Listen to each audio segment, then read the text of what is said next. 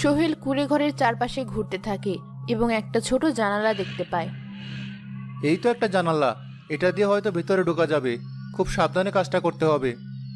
সোহেল সাবধানে জানালা খুলে ভেতরে প্রবেশ করে। কি অন্ধকার আর কি বিদঘুটে একটা গন্ধ! এখানে তো কিছুই দেখা যাচ্ছে না। কে কে আমার ঘরে? মানুষের গন্ধ পাচ্ছে যে। সর্বনাশ, ডাইনিটা তো জেগেই আছে। এখন কি করি? কোথায় লুকাই?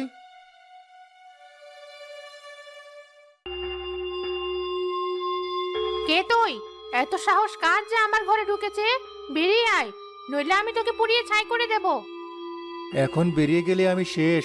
আমাকে চুপ করে থাকতে হবে, সুযোগের অপেক্ষা করতে হবে। গন্ধটা তো এখানেই ঘুরপাক খাচ্ছে।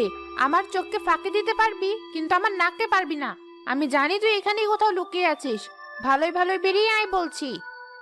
আমাকে কিছু একটা করতেই হবে। ওর মনোযোগ অন্যদিকে সরাতে হবে। সোহেল সিন্দুকের পেছন থেকে একটা মাটির কলসি গড়িয়ে দেয়।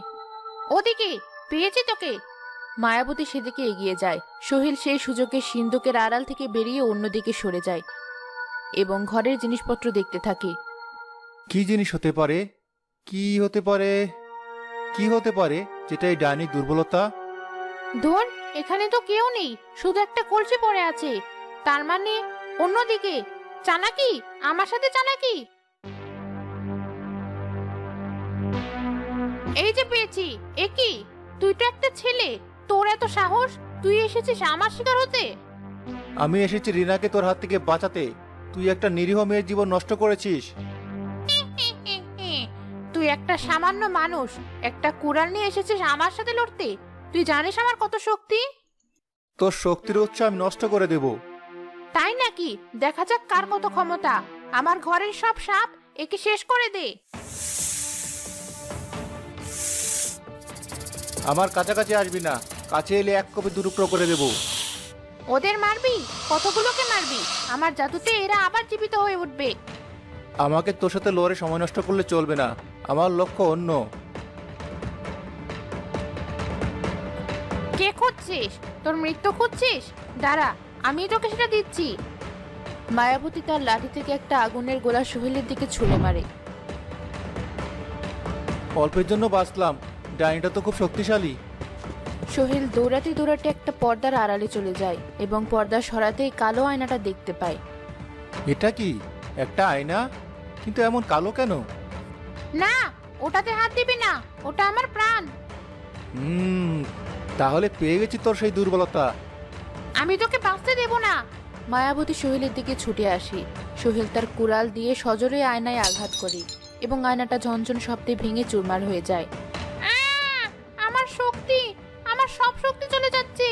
না, এ হতে পারে না। ডাইনির শরীর ধীরে ধীরে ধোঁয়ায় পরিণত হয়ে বাতাসে মিলিয়ে যায়।